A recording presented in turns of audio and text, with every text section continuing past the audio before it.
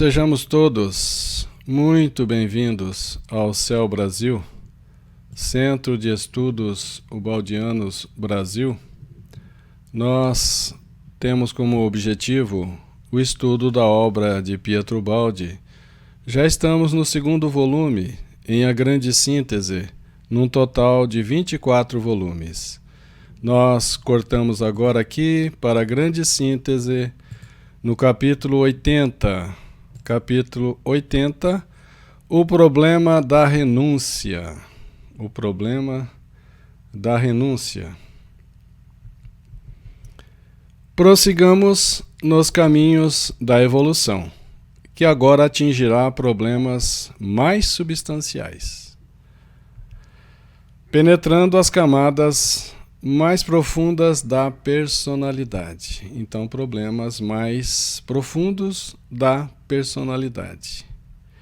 Enfrentemos as mais altas fases da ascensão, mostrando o trabalho adequado para os tipos humanos mais elevados. Então, vamos em frente. Nossas construções são todas na consciência, a única a armazenar valores indestrutíveis. Tudo o que nós estamos construindo está sendo arquivado na consciência ou no arquivo espiritual, onde não é destrutível, onde é um arquivo eterno de várias reencarnações. É em função destas construções que concebo qualquer forma de atividade humana. Ou seja, é em função dessas construções na alma que a sua voz compreende qualquer forma de atividade humana. Construir na alma. Não vos abandoneis à inconsciência do Carpe Diem. Aproveite o dia. Não vamos nos abandonar à inconsciência do aproveitar a vida, como se diz. De usufruir ao máximo, de achar que a Terra é um mar de rosas e que nós estamos aqui numa colônia de férias. Não é isso. Indispensável preparar-se. O futuro. Temos que nos preparar. Busquemos a luz enquanto é dia, porque depois virá a escuridão. Não se pode dizer, gozemos, não existe amanhã. Isso não é verdade. Nós existimos antes do berço e vamos continuar existindo depois do túmulo, e nós seremos felizes na proporção em que preparamos o nosso futuro, na espiritualidade. Porque o amanhã chega e vos encontra despreparados. A inconsciência não evita as reações. O fato de não aceitar, de não compreender que a vida continua, essa inconsciência não evita as reações daquilo que estamos semeando, plantando, pois plantio livre e colheita obrigatória. É preciso enfrentar com seriedade e coragem muitos problemas individuais e sociais que vossos ancestrais, nossos antepassados, talvez não sentissem coletivamente, mas que sentiram individualmente, sem dúvida. Não resolveram. Então, vamos enfrentar esses problemas que no passado não foi sentido de forma coletiva, foi sentido por alguns mais amadurecidos, porém, a coletividade não resolveu. É necessário compreender tudo e refazer dos alicerces, especialmente o homem, que é apenas uma criança espiritualmente. Tendes diante de vós imenso trabalho, e apenas o começasteis. Temos diante de nós um imenso trabalho de evolução individual na caminhada moral, na caminhada evolutiva para o espírito. E isso, consequentemente, trará evolução. A evolução individual de cada um trará a evolução coletiva. Trará a evolução coletiva. Deveis realizar, acima de tudo, uma construção moral e maravilhosa, e é para preparar-vos para essa construção que executei tão longa viagem, desde os movimentos primordiais até o espírito. Sua voz realizou esse tratado, que é a grande síntese, desde os movimentos primordiais até o espírito, nesse nível em que estamos estudando agora, para nos preparar, para que nós possamos evoluir, para que nós possamos superar nossa fase atual, na caminhada evolutiva espiritual, para sermos felizes. A leitura, ou melhor, a lei futura, está, não há dúvida, no Evangelho do Cristo, e se realizará no esperado reino de Deus. A lei, já vimos da matéria, lei de Lavoisier, lei da energia, que são várias, das 3 leis da termodinâmica e tantas outras formas de leis. A lei futura para os habitantes terráqueos, nesse nível de evolução, a lei futura já não é mais as leis da matéria nem da energia. E são leis espirituais, são leis morais. E sua voz está afirmando aqui, não há dúvida, a lei futura é a lei do Evangelho do Cristo. A lei do Evangelho de Jesus de Nazaré, que é a expressão da lei de Deus, que é a expressão da lei de amor. E se realizará, sim, essa lei e o Evangelho do Cristo se realizará no reino de Deus. O Evangelho do Cristo é um código de ética e de moral universal, porque é a expressão da lei de Deus, que é eterna, imutável e universal. Mas esta lei vos aparece hoje como um caso limite, de que só é possível avizinhar-se por aproximações sucessivas, por meio do uso inteligente das forças biológicas. Ou seja, a aplicação do Evangelho do Cristo, a vivência do Evangelho de Jesus, nós temos que realizá-la de forma de ir se aproximando por então aproximações sucessivas com as forças que cada um de nós já possui.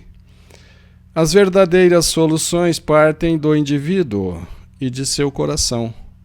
Atingem a substância, mudando primeiro a conformação da alma individual. Então o que vai acontecer é que vai se realizando a evolução individual de cada um de nós. Essa evolução é intrínseca, ela é uma evolução individual, não é possível terceirizá-la, temos que realizá-la. Não se trata de experiências coletivas exteriores, são experiências individuais interiores. Então não se trata de experiências coletivas exteriores, de sistemas reorganizados, mas trata-se de maturação biológica. Trata-se de compreendê-la e de secundá-la. Trata de compreender essa lei de amor e praticá-la. Não pode ser negada, porque é irresistível. Não dá mais para negar, né, a lei de Deus, porque é irresistível. O problema pode considerar-se como religioso, político, econômico, jurídico, artístico, científico. O problema atinge o homem integral e, portanto, atinge todas as suas manifestações. O problema atinge todas as manifestações humanas. Não se trata de destruir, mas de sublimar os caracteres fundamentais da personalidade. Não se trata aqui de diminuir, de destruir a personalidade, mas evoluir, sublimar, sutilizar esses caracteres fundamentais da personalidade. Vontade cada vez mais viril, inteligência mais aguda, coração sempre mais sensível e aberto. Aqui em coração entende-se sentimentos cada vez mais sutis, sentimentos cada vez mais nobres, como sentimentos da humildade, da caridade, da fé e do amor. Do homem deve nascer o anjo, claro. Nessa escalada evolutiva, do átomo ao anjo, do nível mais próximo do anjo é o homem. Do homem deve nascer o anjo. É a redenção de Cristo. O Evangelho é seu código. O Evangelho é o código da lei de Deus. O Evangelho é o código de Jesus de Nazaré. O Evangelho é um código de ética e moral universal. Universal, válido em todos os pontos do universo, não tenhamos dúvida. Então, o Evangelho é o código da lei de Deus, a virtude é a norma, a vida dos santos, a experiência, a prática realizada, que devemos usar como exemplo. É a fé que anima todas as religiões, cada uma em seu nível evolutivo. Corpo e espírito são posições vizinhas. Corpo e espírito são posições vizinhas, duas fases, dois mundos, duas leis. A lei para o corpo, na matéria biológica, e a lei para o espírito. São duas posições vizinhas na caminhada evolutiva. A evolução tem que realizar a ascensão de beta, energia, para alfa, princípio inteligente. Tem que realizar a evolução, sim. O primeiro, a evolução de beta, de energia, já está feito. A evolução continua. E é necessário fazer evoluir o segundo, alfa, o princípio inteligente.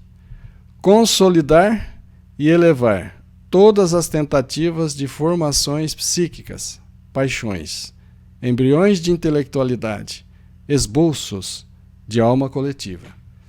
Então, a fase beta de energia, já vimos, já realizou a evolução. Estamos na fase alfa, princípio inteligente, caminhando para a formação do espírito e chegar ao espírito humano. E do espírito humano, o homem, né, chegar ao anjo. O homem conquistou o poder fora de si, o domínio da terra. É verdade. Agora o homem tem que conquistar o poder dentro de si, o domínio do espírito, o domínio de si mesmo. O homem que conquistou e construiu tanto fora de si, agora o homem precisa conquistar, dominar e construir dentro de si. No mundo em que ninguém pensa no semelhante, como na terra, como seu irmão, como se a sorte do próximo pudesse ficar isolada e não recaísse sobre todos. Então, no mundo terreno, por exemplo, em que ninguém pensa, ou pelo menos a grande maioria não pensa, no seu semelhante como seu irmão, e que acha que o que acontece para o seu irmão não traz consequências, interferências e influências para si, como se isso não recaísse sobre todos, porque recai. Num mundo em que ninguém tem em si a medida da própria expansão, mas à espera da reação dos outros, que igualmente quereriam expandir-se sozinhos, acima de todos. Num mundo em que cada um quer expandir-se sobre todos os outros. Num mundo de extremo egoísmo. Nesse mundo, a aparente utopia evangélica é o único cimento, coordenador de atividades e construtor do organismo social, no mundo de caos, de egoísmos, de orgulho, de descrença e ódio. Só o Evangelho, trazido por Cristo, Jesus de Nazaré, só o Evangelho, que é a expressão da lei de Deus, é capaz de construir um organismo social, educar espiritualmente a humanidade terrena. Todos aguardam sistemas exteriores, contanto que não mudem a si mesmos. Todos aguardam sistemas do lado de fora, mas é necessário mudar o seu interior, mudar a si mesmo, fazer a reforma interior, fazer a reforma íntima, deixar de ser o homem velho para ser o homem novo, fazer a evolução dos sentimentos, compreender e praticar a lei de amor. Esse é o único caminho, a única porta aberta para a nossa caminhada evolutiva, para sermos felizes. Nas mais diferentes experiências sociais, todos ficam sempre idênticos, mas o progresso social só pode verificar-se através dos processos individuais, através dos progressos individuais somados. Ou seja, todos precisam evoluir. Cada um faz a sua evolução íntima. Cada um faz a sua evolução individual. Consequentemente, ocorre a evolução da coletividade. A melhoria do organismo virá da melhoria de cada uma de suas células.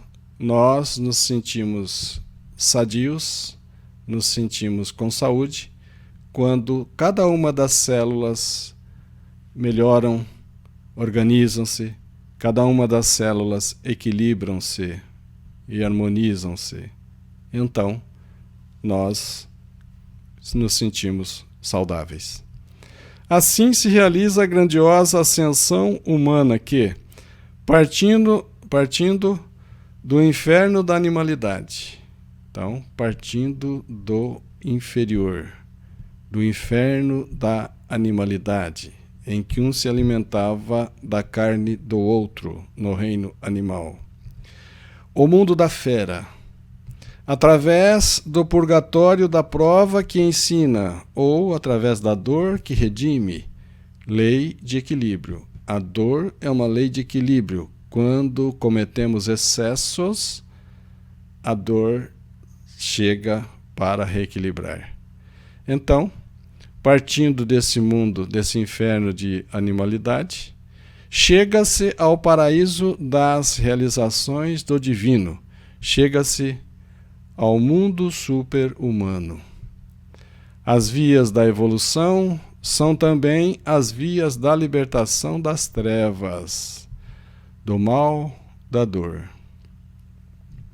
As vias da evolução, nós evoluiremos das trevas à luz.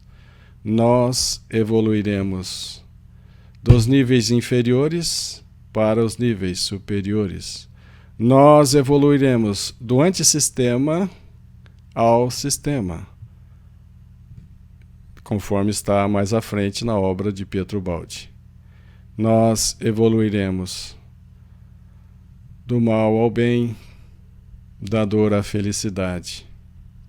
É necessário demolir e reconstruir, sufocar a animalidade individual e social, e qualquer expressão dela, substituindo-lhe por manifestações de ordem superior.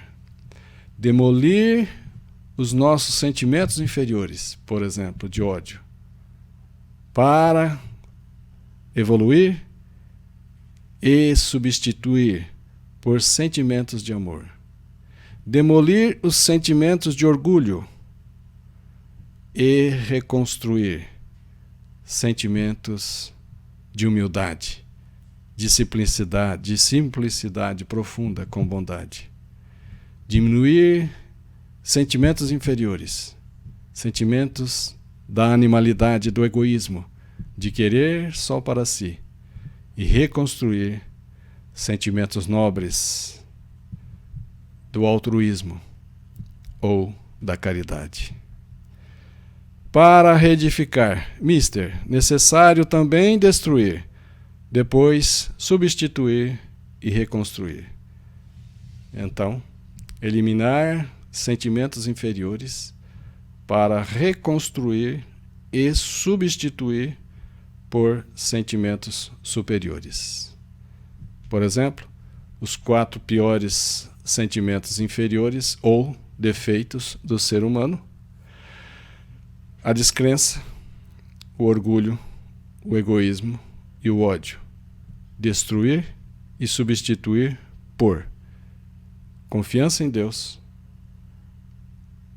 humildade, caridade e amor. Se a renúncia é necessária como demolição, é indispensável substituir o velho com novas paixões, impulsos e criações, para que o ritmo da vida não pare e o espírito não fique árido, improdutivo, para que o espírito não fique improdutivo. Se nós utilizamos da renúncia, porque a renúncia é necessária, é para construirmos no mais alto, em sentimentos nobres. É necessário que o alegre esforço de renascer mais alto supere e absorva o tormento da morte mais embaixo.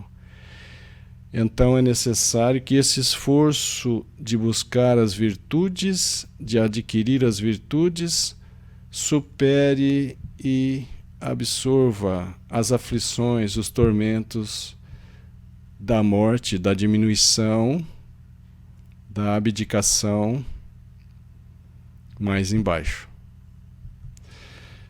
Vai ficar mais claro. Evitai as loucuras da renúncia pela renúncia. Ou seja, fazer renúncia simplesmente por renunciar. Isso provoca perigosas zonas de vazio, em que a alma se atrofia.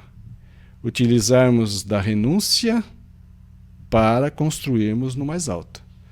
Por exemplo, se renunciarmos aos bens terrenos, por exemplo, se renunciarmos de alguns valores, que esses valores sejam em benefício do próximo, ou seja, no exercício da caridade.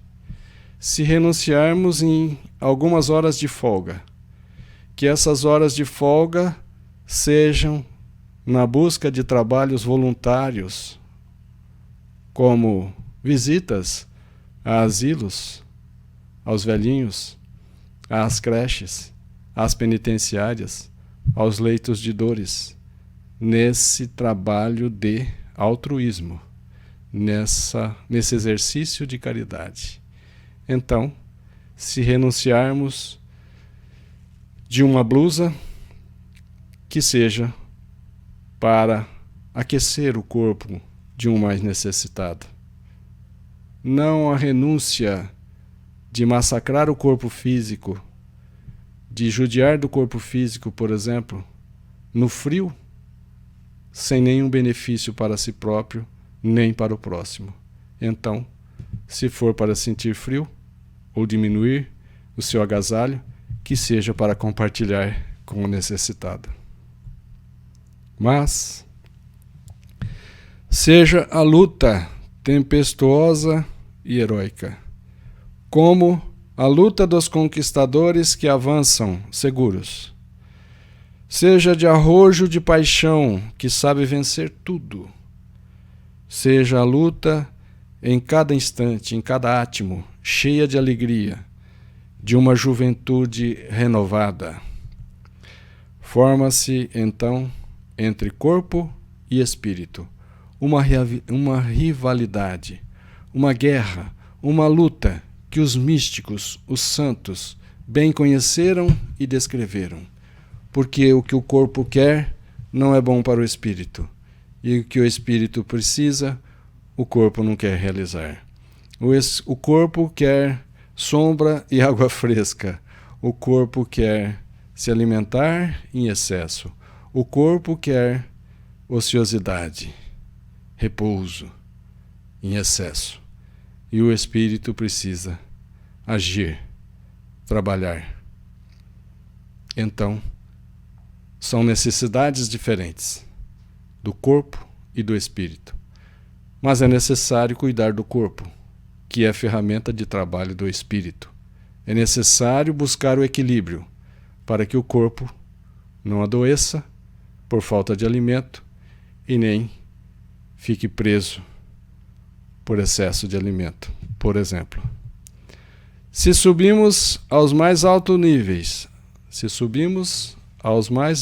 níveis, parece que a velha forma biológica que se atrofia não pode mais suportar o psiquismo hipertrofiado e surgem desequilíbrios aparentes, que a ciência, não sabendo compreendê-los, define esses desequilíbrios como patológicos, classificando-os como forma de neurose, de doença mental.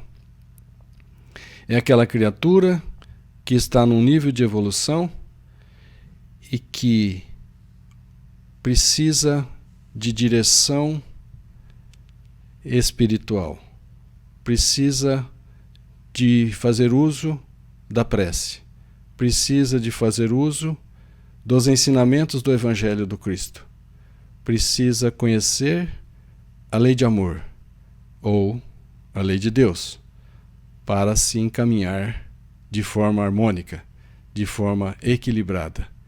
E quando isso não ocorre, então aparecem os desequilíbrios, que são aparentes. E a ciência, não compreendendo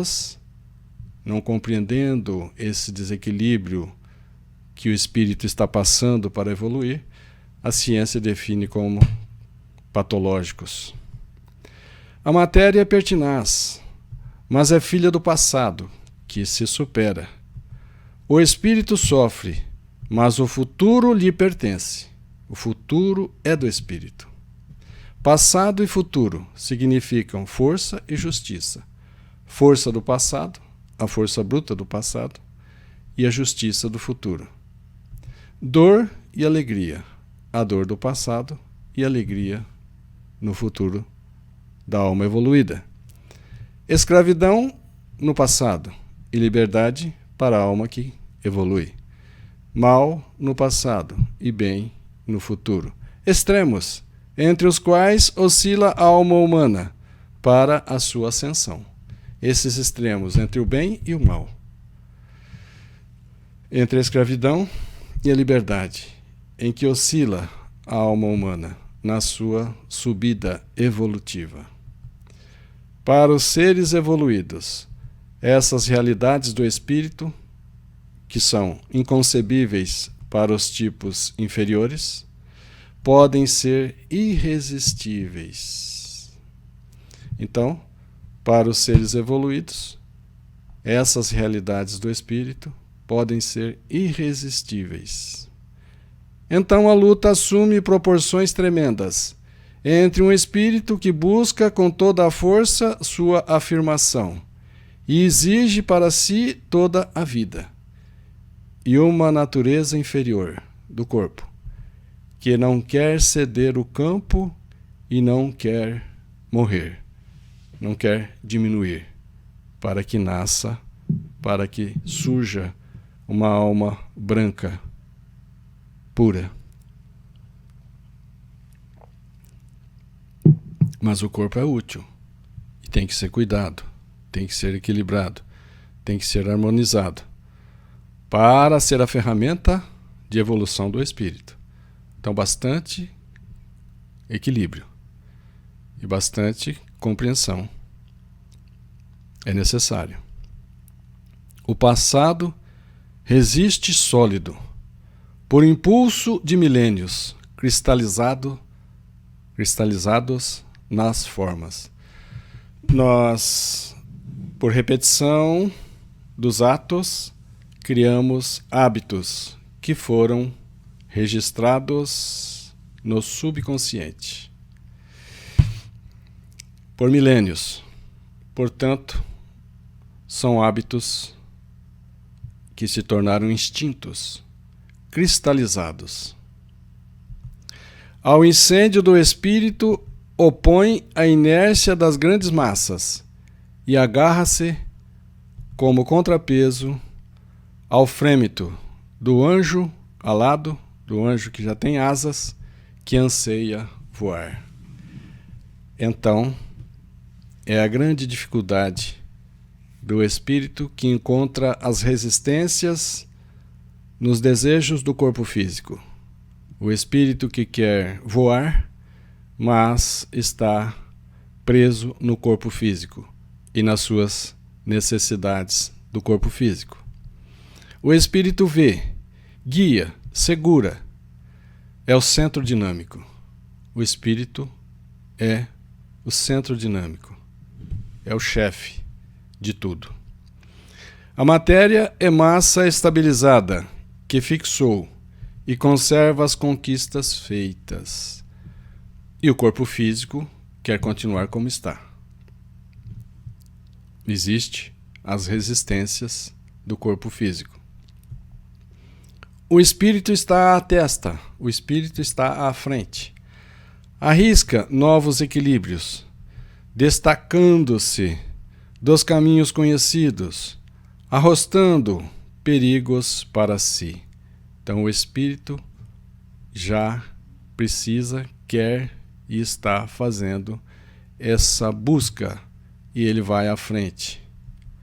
O esforço é todo seu, o esforço é todo do espírito.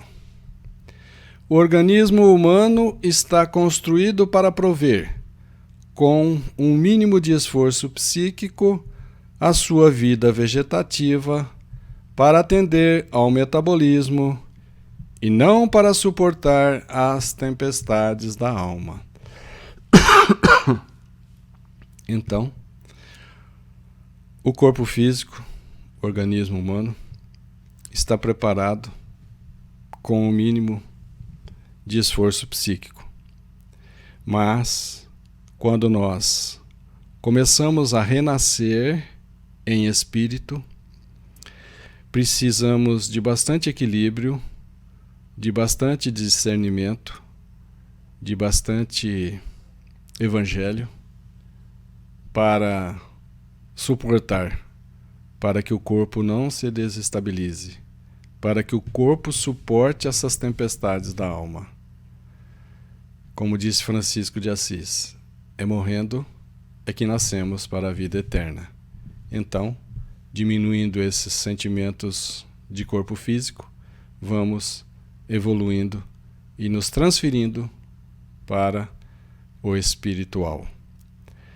Nós temos que fazer um exercício como que, ao levantar a cada dia, pronunciarmos: eu sou um espírito, em experiência no corpo físico. Eu sou um espírito e não um corpo físico.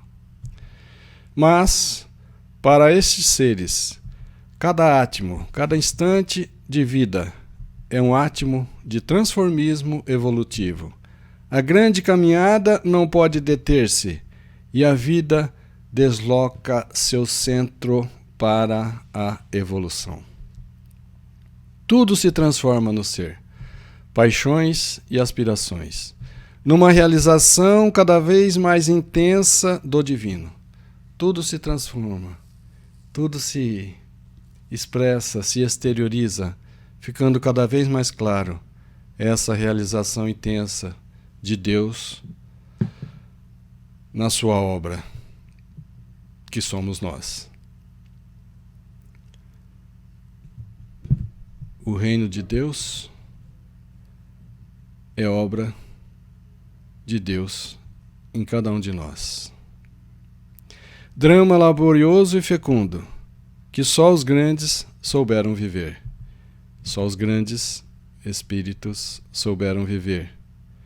Grandes místicos, grandes santos, que a grande arte do futuro saberá compreender e representar. Lutas e vitórias de titãs. Impô-las a quem não está maduro, impor essas lutas a quem não está maduro, significa dar-lhe a morte, sem tornar a dar-lhe a vida. É exigir de alguém que não está preparado, exigir, pois que ele não está maduro e ele não tem uma compensação. Não é oferecida a ele uma compensação pelo esforço realizado. A alegria da vida está na expansão. O sofrimento da vida está na limitação. Por exemplo, nós encarnados estamos no cativeiro. Nós podemos viver em qualquer lugar no planeta Terra, porém não podemos sair dele. Um outro exemplo de limitação. O espírito tem inúmeros sentidos, mas, enquanto encarnados, nós temos apenas 5 sentidos. Nos expressamos, nos comunicamos, nos exteriorizamos por apenas 5 sentidos e localizados. A audição localizada apenas aqui, a visão localizada aqui. E isso no espírito, a visão não está localizada. Então, enquanto encarnados, estamos limitados. É inútil tentar ascensões altas demais e renúncias vazias, que nada trariam além de sofrimento. É inútil tentar ascensões altas demais, que seriam renúncias vazias, que não trariam nada além de sofrimento. Vamos estabelecer metas de evolução, mas metas factíveis, metas que podemos realizar, metas que estão mais próximas da nossa realidade evolutiva. Senão, vamos fazer renúncias vazias e sofrer. Mas é necessário introduzir, com tenacidade e sem mentira, o máximo de transformismo suportável na forma individual, seguindo cada um sua própria linha típica de especialização. Ou seja, é necessário que cada um de nós renuncie e se esforce da forma que consegue suportar, que é sustentável. E isso é muito individual, é muito personalizado. As grandes ascensões não são fáceis aventuras espirituais, mas as grandes ascensões são verdadeiras transformações de consciência, transportadas perigosamente além da vida, no supranormal. As grandes ascensões exigem bastante de cada um de nós. E é claro, é proporcional ao esforço, né? Não basta dizer Senhor, Senhor. Isso nos faz lembrar no Evangelho, no Evangelho de Cristo, né? De Jesus de Nazaré, principalmente, que está escrito: não basta dizer Senhor, Senhor para entrar no reino de Deus, mas é necessário fazer a vontade do nosso Pai que está nos céus. É necessário buscar desenvolver os talentos ou as virtudes. Mas é indispensável a maceração de corpo e espírito, em que vale, sobretudo, a tenacidade das marteladas que o plasma. Ou seja, vale o esforço que cada um superou para se transformar. Vale o esforço que cada um se submeteu para a sua evolução. Esforços de, por exemplo, aceitar situações mais difíceis, ter tolerância, não ser exigente com as pessoas, ter paciência, ter misericórdia, perdoar as pessoas. Então, o mérito é maior para aqueles casos mais difíceis. Então, perdoar uma criança tem um mérito, mas perdoar um adulto tem um mérito maior. Então, vale a intensidade ou a tenacidade das marteladas que o constrói. O trabalho de purificação totalitária, que vai da atitude do espírito, da escolha das obras, à purificação celular obtida por meio de um regime dietético, que exclui a introdução de alimentos inadequados no circuito orgânico. Então, podemos iniciar um trabalho gradativo, progressivo, de purificação, na medida em que suportamos, na medida em que isso é equilibrado, na medida em que isso tem sustentabilidade. Inclusive, se quiserem fazer uma purificação da alimentação, sim, mas que seja suportável e que traga benefício moral, acima de tudo também. Trabalho de ponderação e resistência, cálculo complexo de forças, em que é necessário não esquecer que a evolução não se força nem se usurpa, porque se trata de um amadurecimento biológico que só pode obter por meio de longo trabalho constante, mas se pode facilitar e acelerar sua realização, escolhendo o caminho, ao invés de lançar-se em tentativas à mercê do acaso.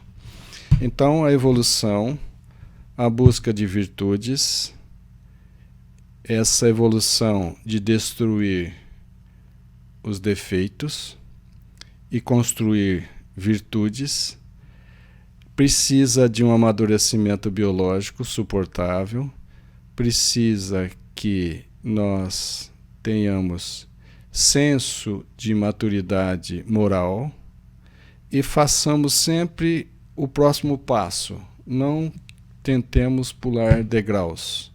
E isso se realiza com mais aceleração, com mais velocidade, se realiza essa evolução quando a gente se alinha com os ensinamentos da lei de Deus. Quando a gente se alinha com os ensinamentos da lei de Deus, que são os ensinamentos de Jesus de Nazaré. Melhor do que lançar-se a tentativas de ensaio e erro, lançar-se a tentativas ao acaso. Então, o Evangelho é, sim, um roteiro de evolução. Estas palavras de equilíbrio eu as digo ao tipo comum, porque sua mediocridade é dominante, e ele é inepto diante das grandes realizações do espírito. O tipo comum ainda não consegue realizações expressivas do espírito. As grandes realizações do espírito, elas estão lá, ideais altos como faróis que iluminam o mundo. Entretanto, a maioria humana está apenas nas primeiras aproximações desses ideais altos. Falando ao tipo comum, devemos indicar a renúncia não em seu grau mais alto e na forma totalitária da perfeição moral, mas como aproximação máxima suportável, novamente, suportável, sustentável. Então, indicar, recomendar, aconselhar a renúncia para as pessoas, mas na medida que elas suportem, na medida que elas tenham sustentabilidade, continuidade nessa renúncia na busca de virtudes. Isso constitui sempre uma escola de disciplina moral, proporcionada às forças e à compreensão individual. Então é muito personalizado, depende das forças, da boa vontade de cada um, depende da compreensão de cada um. Disciplina dos sentidos, controle das paixões. Educação diuturna, uma educação continuada, disciplina constante, que não deixe escapar ocasiões para elevar os impulsos existentes.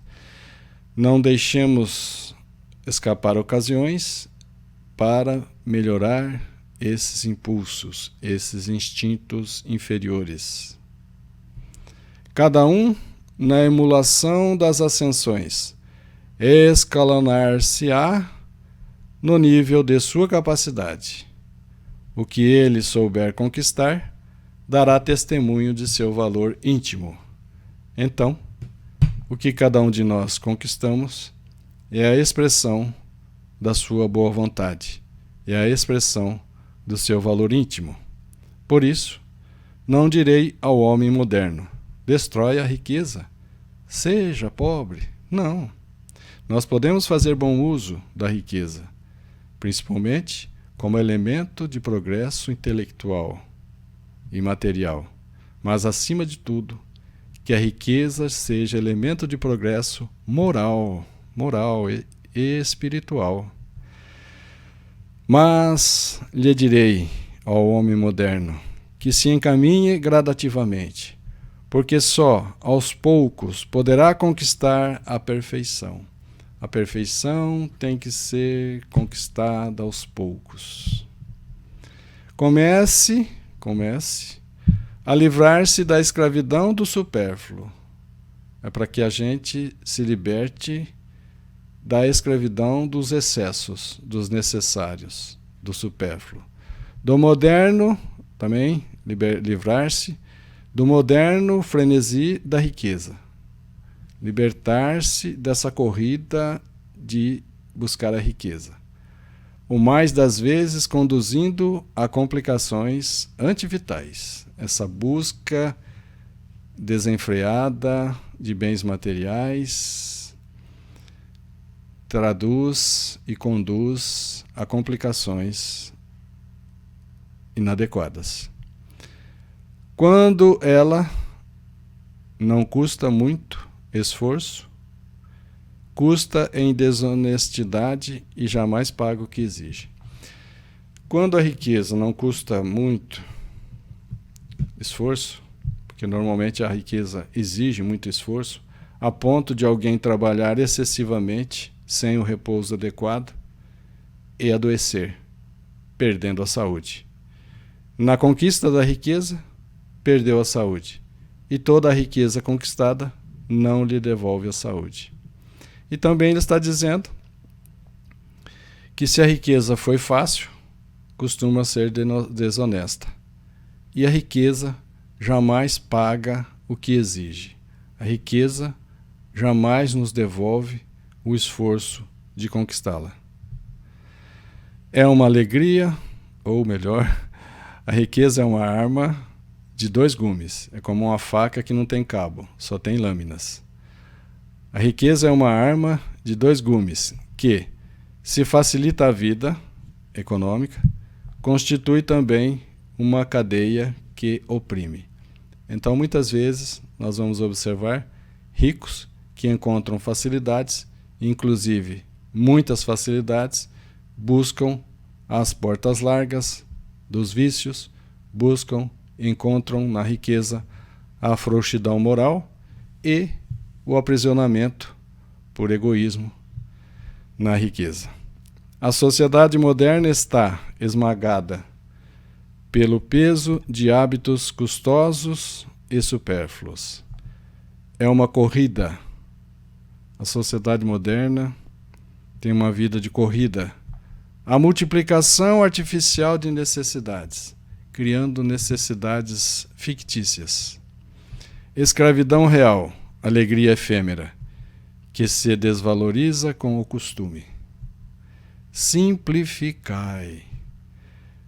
Há uma pobreza econômica que não pode amplamente ser compensada por uma grande riqueza moral. como existe uma miséria moral que nenhuma riqueza poderá jamais preencher. É aquele rico, muito rico de bens materiais e tão pobre de bens morais. Esse é vosso tempo. O Deus utilitário de vossa civilização moderna impõe, cada dia, um esforço maior do que o faz o Deus da renúncia. Se nós utilizássemos a lei de Deus, expressa no Evangelho de Jesus, para nos conduzir, o esforço da renúncia e o encontro com a felicidade seria um esforço muito menor do que a riqueza exige. A matéria é negativa, inerte, pobre, insaciável, egoísta, absorve e acumula. A matéria é cega e muda, só pode viver se plasmada pela potência do espírito em seu amplexo vivificante. Ou seja, um corpo físico sem espírito é um aglomerado de proteínas sem vida. O espírito é positivo, ativo, rico, generoso. A necessidade do espírito é o doar, o altruísmo, o sacrifício. O espírito não tem dedos para segurar e entesourar, mas é potencial. O espírito é um potencial inesgotável, inexaurível de criação. Ai de quem se fecha no circuito da matéria, obstrui para si os caminhos que alcançam as mais ativas fontes dinâmicas, que estão na direção das forças espirituais. Quem se fecha na matéria, quem valoriza a matéria, quem não enxerga nada mais além da matéria, perde todo esse benefício. Felizes os pobres de espírito. E aqui nos faz lembrar Jesus no Sermão da Montanha. As bem-aventuranças. Bem-aventurados os pobres de espírito. Ou seja, felizes os humildes. Felizes os pobres de espírito. Porque é deles o reino dos céus.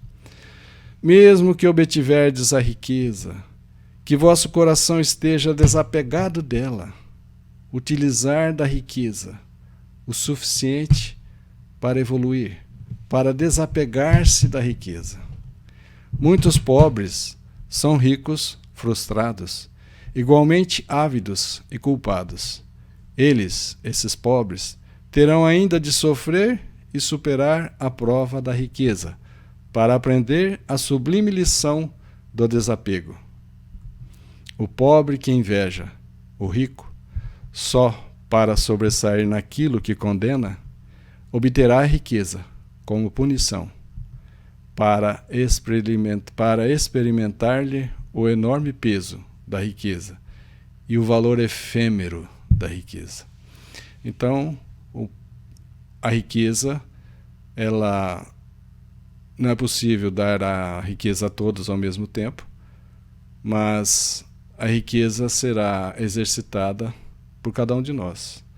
Ou já fomos ricos, ou somos, ou seremos ricos, para fazermos bom uso da riqueza e para testar justamente o que seremos capazes de fazer. Seja a riqueza um meio, seja a riqueza um meio e não um fim. Seja a riqueza um meio de evoluir, seja a riqueza um meio de trazer progresso intelectual, progresso material e não um fim. Seja a riqueza um meio de trazer, de alavancar o progresso moral, através da educação, através da religião. Seja a riqueza um meio e não um fim. Seja a riqueza dirigida para metas mais altas, únicas, que poderão justificar um pouco o triste ídolo, em cujo nome tanto mal foi cometido. Já idolatraram e idolatram a riqueza. Que a riqueza seja dirigida para metas altas, metas superiores, para justificar um pouco do que esse triste ídolo, riqueza, trouxe. E em nome da riqueza, tanto mal foi cometido, de assassinatos, de apoderar-se da riqueza do outro, de destituí-lo, e tantas outras situações em que a riqueza foi buscada como um fim, foi tida como um fim. E não importa os meios de se atingir esse fim. Cometeu-se muita maldade e comete-se muita maldade por causa desse ídolo, riqueza. Final do capítulo 80, eu agradeço a paciência, a tolerância e a concordância de todos em estudarmos juntos a obra de Pietro Baldi. Que nossos sentimentos, nossas palavras, nossos pensamentos e nossas ações sejam dignas das bênçãos que Jesus nos traz, que sejam dignas de tanto amor que Deus endereça para cada um de nós. Muita paz a todos.